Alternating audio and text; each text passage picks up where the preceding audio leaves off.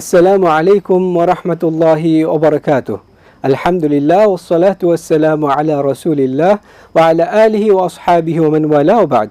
সুপ্রিয় দর্শক, আপনারা দেখছেন এটিএন বাংলা নিয়মিত আয়োজন আরএফএল উডিডোর প্রেজেন্টস ইসলামিক সওয়াল ও জবাব powered by Islamic bank Bangladesh PLC live অনুষ্ঠানটি। আপনাদের সাথে আছি আমি জারি জাফরি এবং শরিয়ার আলোকে আপনাদের জীবন ঘনিষ্ঠ প্রশ্ন উত্তর দেওয়ার জন্য আমাদের সাথে স্টুডিওতে উপস্থিত আছেন শেখ ফাহিমুর রহমান হাফিজাহুল্লাহ। আসসালামু আলাইকুম ওয়া রাহমাতুল্লাহি ওয়া বারাকাতুহু। ওয়া আলাইকুম আসসালাম ওয়া রাহমাতুল্লাহি ওয়া বারাকাতুহু। আহলান ওয়া সাহলান। শুকরান। দর্শক, আমরা আপনাদের প্রশ্ন নিব টেলিফোনের মাধ্যমে সরাসরি, তবে তার আগে আপনাদের কাছে অনুরোধ থাকবে আমাদের সাথে কথা বলার সময় আপনাদের টেলিভিশনের ভলিউমটি একেবারে কমিয়ে রাখবেন, যাতে আমরা আপনাদের কথা ঠিকমতো বুঝতে পারি, এবং এরপর যখন আপনাদের প্রশ্ন উত্তর দিবেন তখন আবার আপনারা টেলিভিশনের ভলিউমটি বাড়িয়ে প্রশ্ন উত্তর শুনবেন। জাযাকুমুল্লাহু খায়রা। তো শুরু করছি, বিসমিল্লাহ। দেখি কে আছেন লাইনে। আসসালামু আলাইকুম রাহমাতুল্লাহ। ওয়া আলাইকুম আসসালাম ওয়া রাহমাতুল্লাহ। জি আমি মোহাম্মদ সিদ্দিকুর রহমান, রাজশাহী থেকে। জি বলুন, আপনার প্রশ্ন বলুন। মেয়ের বয়স বর্তমান 6 বছর। জি আকিকা সঙ্গত কারণে দিতে পারিনি। জি আকিকা দিতে এখন ইচ্ছুক, করণীয় কি?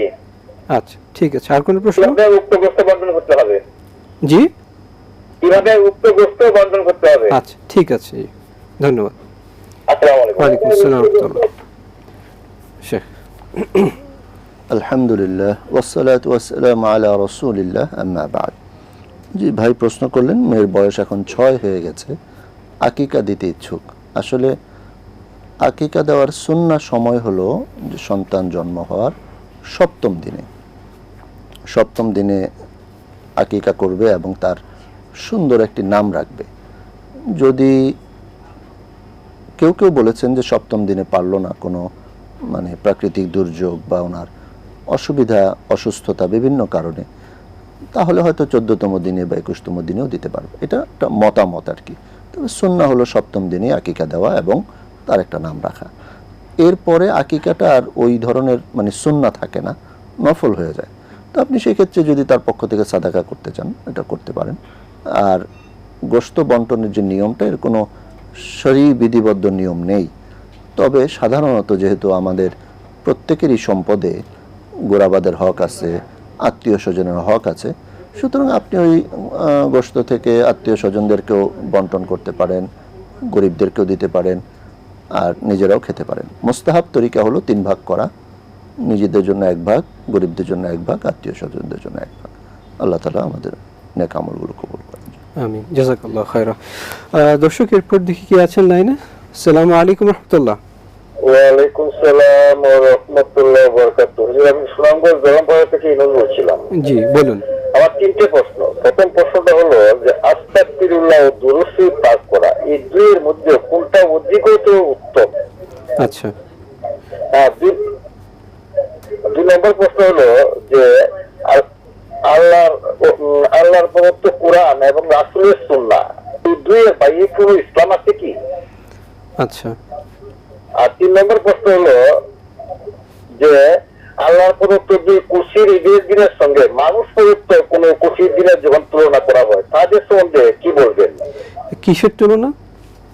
আল্লাহর প্রদত্ত খুশির দুই ঈদের খুশির দিনের সঙ্গে মানুষ প্রদত্ত কোন খুশির দিনের তুলনা করা হয় যখন। আচ্ছা, জি ঠিক আছে, ধন্যবাদ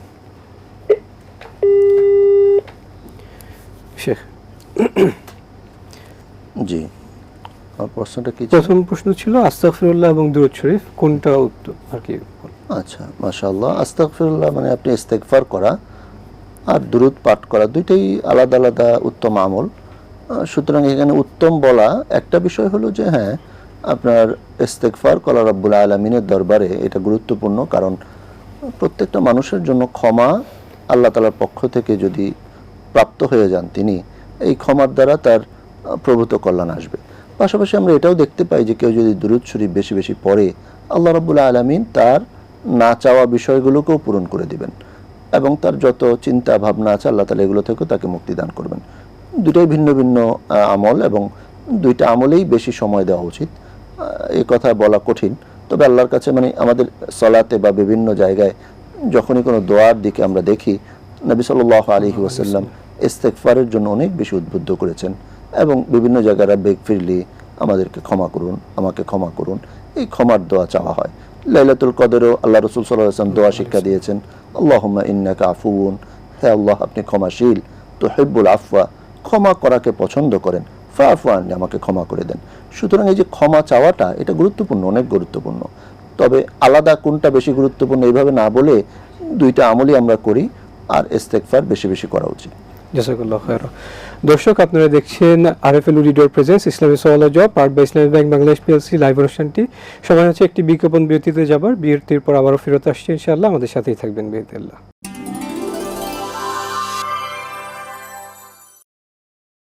আসসালামু আলাইকুম ওয়া রাহমাতুল্লাহি ওয়া বারাকাতুহু। দর্শক, আপনারা দেখছেন এটিএন বাংলার নিয়মিত আয়োজন আরএফএল রিডার প্রেজেন্স ইসলামিক সওয়াল ও জবাব powered by Islamic bank Bangladesh PLC live অনুষ্ঠানটি। শেখ, বিজ্ঞাপন বিরতিতে যাবার আগে আমাদের হাতে প্রশ্ন ছিল দুটি। একটি হচ্ছে উনি জানতে চেয়েছিলেন যে কোরআন সুন্নাহর বাহিরে অন্য কোনো ইসলাম আছে কিনা, মানে ইসলামের কোনো বিধান আছে কিনা। না, এটা তো কোনো সুযোগ নাই। কোরআন সুন্নাহর বাইরে কোনো দিন নাই, কোনো জীবন বিধান নাই। আল্লাহ তাআলা স্পষ্ট উল্লেখ করেছেন, ইন্নাদ-দীনা ইনদাল্লাহিল ইসলাম, নিশ্চয়ই একমাত্র আল্লাহ রাব্বুল আলামিনের নিকট মনোনীত জীবন ব্যবস্থা হলো ইসলাম, এর বাইরে আর কোনো জীবন ব্যবস্থা নেই।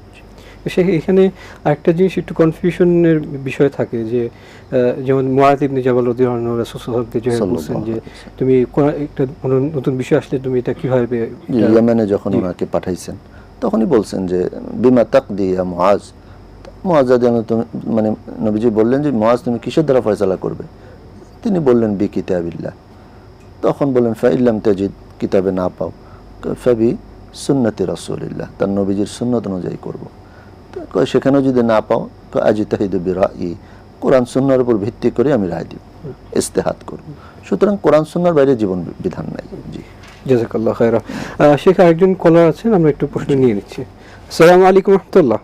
ওয়ালাইকুম সালাম, আমি রাজশাহী থেকে সাহেব বলছিলাম। জি বলুন। আমি একটা প্রশ্ন করতে চাই। প্রশ্নটা হচ্ছে বিশেষ একটা জামাত চিল্লাই বাড়াতে বলে। জি, এই হাদিস কোরআন অনুযায়ী চিল্লার গুরুত্বটা কতখানি? কেউ 3 দিনে চিল্লায়, কেউ 7 দিনে চিল্লায়, এমনকি জীবন চিল্লাও বাড়ায়। আচ্ছা, হাদিস কোরআন অনুযায়ী কি সহি? একটু বিস্তারিত বলবেন। আচ্ছা, আর কোনো প্রশ্ন? আচ্ছা, ঠিক আছে, ধন্যবাদ। জি, এর আগের প্রশ্ন ছিল যে দুই ঈদের বাহিরে অন্য কোনো খুশির দিন আছে কিনা আমাদের জন্য। দুই ঈদের বাহিরে অন্য কোনো খুশির দিন তো থাকা উচিত না, কারণ আল্লাহ রাব্বুল আলামিনের হাবিব, প্রিয় হাবিব মুহাম্মদুর রাসূলুল্লাহ সাল্লাল্লাহু আলাইহি ওয়াসাল্লাম যখন মদিনা আল মুনাওয়ারাতে আসলেন, হিজরত করলেন, সেখানে গিয়ে দেখেন যে তারা আনন্দ করে, দুইটা দিন আছে। তখন নবী আলাইহিস সালাম বললেন যে কি এই দিনগুলোতে কি করো? আমরা এটা কুন্না নালআবু ফিল জাহিলিয়া, জাহিলি যুগে আমরা খেলাধুলা করতাম, আনন্দ করতাম। তখন নবী আলাইহিস সালাম বললেন যে না, কাদ আবদালাকুমুল্লাহু বিমা খায়রা, আল্লাহ তাআলা ওই দুইটার বিনিময়ে দুইটা সুন্দর দিন দিয়েছেন, একটা হলো ঈদ উল ফিতর, একটা হলো ঈদ উল আযহা। এর বাহিরে খুশির দিন তৈরি করা উচিত না। অনেকেই এই জন্য জন্মদিন, তারপর বিভিন্ন অ্যানিভার্সারি এগুলো করে, এটার শরীরে কোনো ভিত্তি নেই, এবং বিভিন্ন কারণে কোনো আনন্দের দিন তৈরি করা এটা শরীয়তে পারমিট করে না। সেখানে আমরা এটাও দেখতে পারি যারা আসলে মনে করেন যে এগুলো ধর্মীয় দিন, অন্যগুলো অন্য দিন, কিন্তু যারা এগুলোতে অভ্যস্ত হয়ে যান তাদের কাছে ঈদের দিনটা আর ওরকম খুশির দিন থাকে না, হয়ে যায়। এই জন্যই শরীয়ত আর কোনো আনন্দের দিন তৈরি করাকে অ্যালাউ করে না। বারাকাল্লাহু ফিক। সেখানে একজন কলার আছে, আমরা একটু কলটা নিয়ে নিচ্ছি।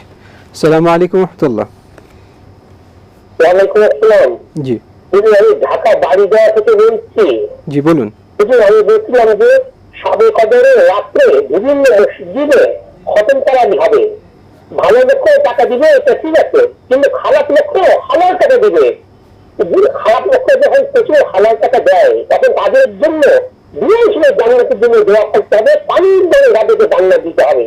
তাহলে কি বলবেন কি যে হাতের সাথে জান্নাত দিতে পারে না, জান্নাত দেওয়া লাগে না, কিন্তু এমন দোয়া করবে, এমন কথা বলবে, আচ্ছা, আমরা আপনার প্রশ্ন বুঝতে পেরেছি। জি, আমরা আপনার প্রশ্ন বুঝতে পেরেছি, ধন্যবাদ। জি, আসসালামু আলাইকুম। দর্শক, আপনারা দেখছেন এটিএন বাংলার নিয়মিত আয়োজন আরএফএল রিডার প্রেজেন্স ইসলামিক সওয়াল ও জবাব powered by Islamic bank Bangladesh PLC live অনুষ্ঠানটি। সময় হচ্ছে আরেকটি বিজ্ঞাপন বিরতিতে যাব, অল্প কিছুক্ষণের মধ্যে ফেরত আসছি, আমাদের সাথেই থাকবেন বিইذنিল্লাহ।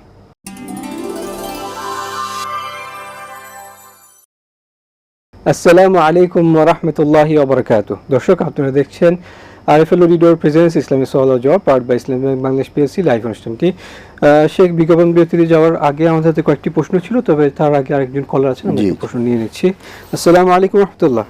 জি, আসসালামু আলাইকুম ওয়া রাহমাতুল্লাহি ওয়া বারাকাতুহু। ওয়া আলাইকুম আসসালাম ওয়া রাহমাতুল্লাহি ওয়া বারাকাতুহু। জি, আপনার প্রশ্ন বলুন। বলুন, আপনার প্রশ্ন বলুন। জি হুজুর, আমার প্রশ্ন হচ্ছে যে তাহাজ্জুদের নামাজ আমরা যখন সেহরি খাই, সেহরি খাওয়ার পরে যদি হাতে 10-15 মিনিট সময় থাকে, তাহলে পরে সেই সময় তাহাজ্জুদের নামাজ পড়া যাবে কিনা? আচ্ছা, ঠিক আছে, ধন্যবাদ।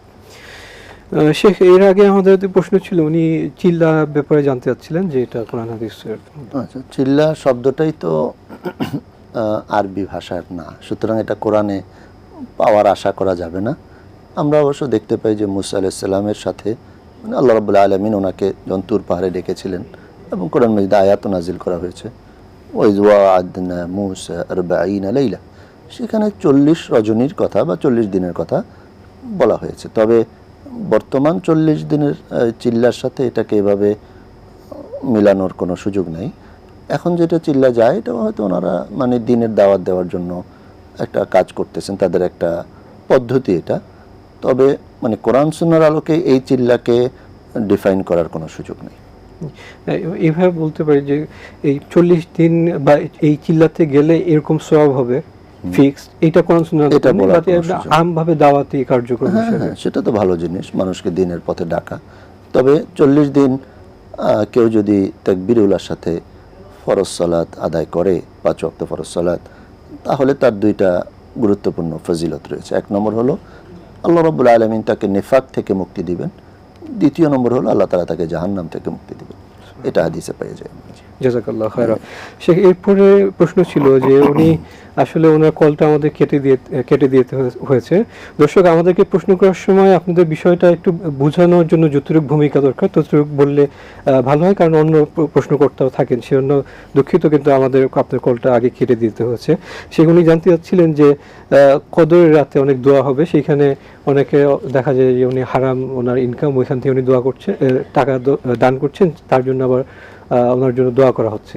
আচ্ছা, প্রথম বিষয়টা হলো ধরেন যে কোনো রাতেই যখন আমাদের মসজিদের ইমাম সাহেবগণ দোয়া করেন, ওনারা তো একটা আমভাবে দোয়া করেন। তবে যারা ওনাদেরকে হাদিয়া দেন বা অর্থ দেন, সহযোগিতা করেন, ওনারা আশা করেন যে এটা হালাল অর্থ থেকেই দিয়েছেন। তো কাউকে অবশ্যই এইভাবে জান্নাত দেওয়ার ক্ষমতা তো আল্লাহ তাআলা আসলেই কাউকে মানে দুনিয়ার কাউকে দেন নাই। তো এই জন্য ইমাম সাহেবরা দোয়া করতে পারেন যে আল্লাহ তাআলা ওনাকে আপনি জান্নাত দান করেন, বা মানে তিনি গুনাহগার হলে গুনাহ মাফ করেন, এটা আশা করি এভাবেই করেন তিনি। কিন্তু কেউ কাউকে সরাসরি জান্নাত, আপনি জান্নাত পেয়ে যাবেন, আপনি জান্নাতি হয়ে গেছেন, এই ধরনের মানে কাউকে বলা, এটা শরীয়ত সম্মত না। বারাকাল্লাহু ফিক।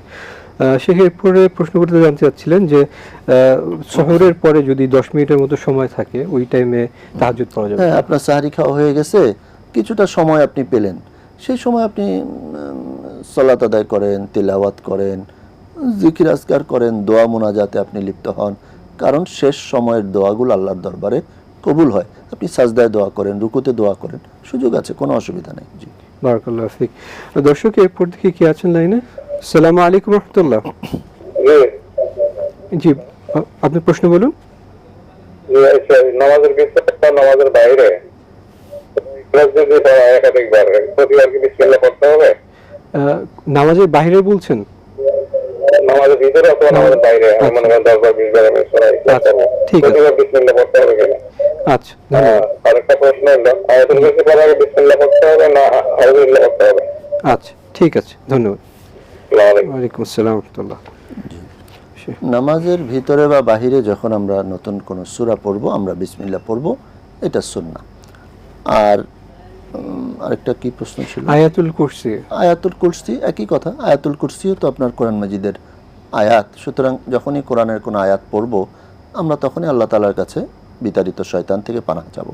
আল্লাহ তাআলা নিজেই বলেছেন, ফাস্তাইজ বিল্লাহি মিনাশ শাইতানির রাজিম। সুতরাং আউযুবিল্লাহ পড়বেন, আর বিসমিল্লাহ বলা সুন্নাহ, সুন্নাতের সওয়াব হয়ে যাবে ইনশাআল্লাহ। জাযাকাল্লাহু খায়রা। সেখানে আমরা একটি ছোট প্রশ্ন দিয়ে শেষ করছি আমাদের আজকের প্রোগ্রাম। সেখানে জানতে চাচ্ছেন যে ফজরের সুন্নাহ যদি বাসায় কেউ পড়ে যান, তাহলে মসজিদ যাওয়ার পরে যদি ফরজ নামাজের আগে সময় থাকে তখন কি ওনার অন্য কোনো নামাজ পড়তে পারবে? এখানে একটা বেশ ইখতিলাফ আছে আমাদের ভিতরে। প্রথম কথা হলো যে তাহিয়াতুল মসজিদ যেটা, এটা তো একটা সাবাবের কারণে হয়, মানে মসজিদে প্রবেশ করলে এই সালাতটা জরুরি হয়। সুতরাং উনি যে কোনো সময় মসজিদে প্রবেশ করেন, এখানে একটা ইখতিলাফ যে হারাম ওয়াক্তগুলো ছাড়া যে কোনো সময় মসজিদে প্রবেশ করেন তিনি সালাত আদায় করে ফেলবেন, এটা মসজিদের হক। এখন কেউ যদি বাসায় ফজরের সুন্নাহ পড়ে যান, আবার মসজিদে যেয়ে তিনি তাহিয়াতুল মসজিদ পড়েন, তাকে বাধা দেওয়া যাবে না, কটু কথা বলা যাবে না। আর কেউ যদি না পড়েন তাকেও কিছু বলা যাবে না, কারণ তাহিয়াতুল মসজিদ একটা নফল সালাত। এবং আল্লাহ রাসূল সাল্লাল্লাহু আলাইহি ওয়াসাল্লাম ওনার এই রাতে যত অতিরিক্ত সালাত তিনি আগেই পড়ে ফেলতেন। ফজরের সুন্নত তিনি ঘরে পড়তেন, তারপরে মানে ফজরের আজানের পরে ওই 2 রাকাত সুন্নাহ ছাড়া আর সালাত তিনি সাধারণত আদায় করতেন না। তবে কেউ যদি মসজিদে গিয়ে তাহিয়াতুল মসজিদ পড়েন, এতেও কোনো তাকে বাধা দেওয়ার কিছু নাই। জাযাকাল্লাহ খায়র। শেখ, আমাদেরকে সময় দেওয়ার জন্য ধন্যবাদ। বারাকাল্লাহ ফিক। দর্শক, আমরা আজকে যা জানলাম আল্লাহ সুবহানাহু ওয়া তাআলা আমাদেরকে তা বুঝার মানার তৌফিক দান করুন, আমিন। সুবহানাকাল্লাহুম্মা ওয়া বিহামদিকা আশহাদু আল্লা ইলাহা ইল্লা আনতা আস্তাগফিরুল্লাহ ওয়া আতুবু ইলাইক। ওয়াসসালামু আলাইকুম ওয়া রাহমাতুল্লাহি ওয়া বারাকাতুহু।